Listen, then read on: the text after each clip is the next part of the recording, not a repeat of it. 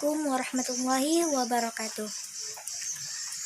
Alhamdulillahirrabbilalamin. Assalatu wassalamu ala asrafil anbiya'i wal mursalin Sayyidina wa maulana Muhammadin wa ala alihi wa sahbihi ajma'in, amma ba'. Baiklah, di sini kami dari kelompok 7 ingin mempresentasikan makalah kami yang berjudul Strategi Pembelajaran Bahasa Arab Madrasah Ibtidaiyah. Sebelum kita menyimak video presentasi dari kami, marilah kita bersama-sama membacakan basmalah. Bismillahirrahmanirrahim. Pengertian strategi pembelajaran. Kata strategi berasal dari bahasa Yunani. Strategi yang berarti ilmu perang atau panglima perang.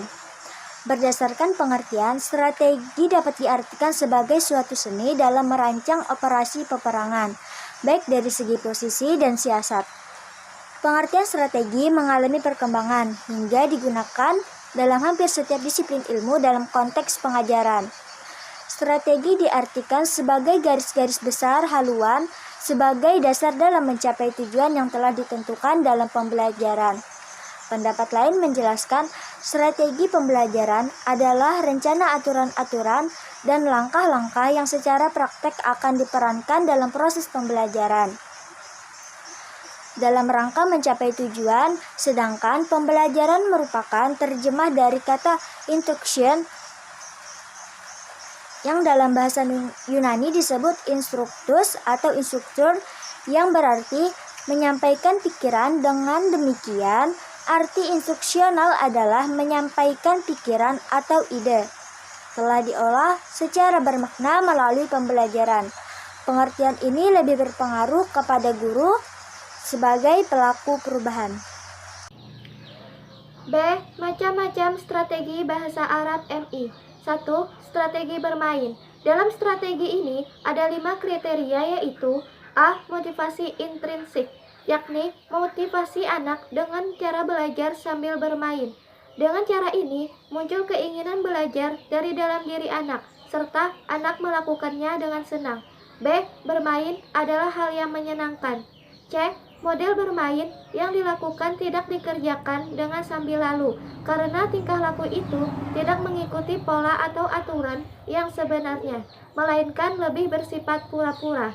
D. Cara bermain lebih diutamakan daripada tujuannya, sebab anak lebih tertarik pada tingkah laku itu sendiri daripada hasil yang akan diperoleh. E. Kelenturan, yakni ditunjukkan baik dalam bentuk maupun dalam hubungan, dan berlaku dalam setiap situasi. Dengan bermain, kita dapat menyisipkan sedikit demi sedikit materi bahasa Arab. Dengan bermain, anak akan mendengarkan aneka bunyi, mengucapkan suku kata maupun kosakata. Strategi seperti ini dinilai efektif sebab bermain adalah perkembangan anak. 2. Strategi bercakap-cakap. Bercakap-cakap mempunyai arti A. Saling mengkomunikasikan pikiran, perasaan, dan kebutuhan secara verbal. B. Mewujudkan kemampuan reseptif dan bahasa ekspresif. Dengan strategi ini, anak diajak untuk tanya jawab tentang benda-benda di sekelilingnya dengan menggunakan bahasa Arab setelah sang guru memberitahukan beberapa kosakata berbahasa Arab. Secara umum, manfaat bercakap-cakap bagi anak adalah A. Sebagai alat pemuas kebutuhan anak. B. Berfungsi mengatur, yakni untuk mengendalikan tingkah laku orang lain. C. Berfungsi sebagai hubungan antar pribadi, yakni bahasa dapat digunakan alat komunikasi dalam lingkungan sosial termasuk dalam dunia anak-anak. D. Berfungsi bagi diri sendiri, yaitu anak dapat menyatakan pandangannya, peranannya, dan sikapnya. E. Berfungsi heuristik, yaitu berfungsi untuk menanyakan sesuatu seperti katakan kepadaku mengapa begitu. F. Fungsi imajinatif, yaitu dengan bahasa anak dapat menghindarkan diri dari kenyataan, atau dengan kata lain dapat berfungsi puitis. G. Fungsi informatif, yaitu anak dapat mengkomunikasikan informasi baru kepada orang lain melalui bahasa. Fungsi bahasa informatif ini dapat dinyatakan dalam bentuk seperti kalimat, aku punya sesuatu untuk kuceritakan. 3. Strategi demonstrasi. Menjelaskan sesuatu secara lisan saja tidak cukup, apalagi dalam pengajaran keterampilan bahasa. Tentunya lebih mudah menirukan seperti apa yang diucapkan gurunya setelah ditunjukkan bendanya yang harus dihafalkan. Dalam strategi ini, guru menunjukkan, mengerjakan, dan menjelaskan nama benda atau pekerjaan yang ditunjukkan tersebut. Strategi demonstrasi ini dapat memberi manfaat antara lain yang pertama, dapat dipergunakan untuk memberikan ilustrasi dalam menjelaskan informasi kepada anak.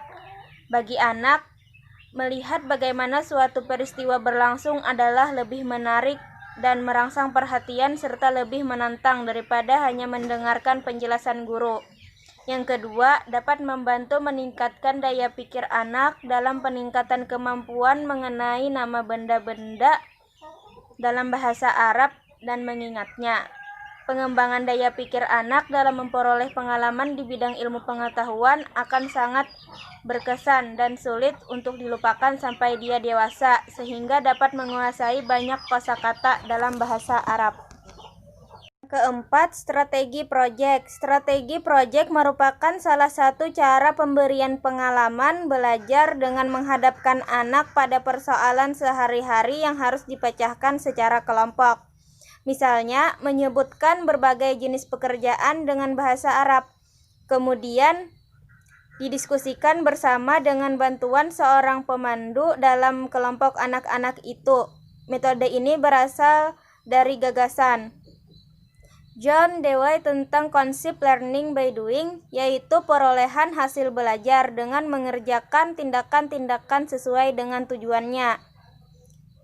Terutama proses penguasaan anak tentang bagaimana melakukan sesuatu pekerjaan yang terdiri atas serangkaian tingkah laku untuk mencapai tujuan. Manfaat strategi ini bagi anak yang dalam perkembangan terletak pada kekuatannya dalam memotivasi anak untuk mempelajari bahasa Arab.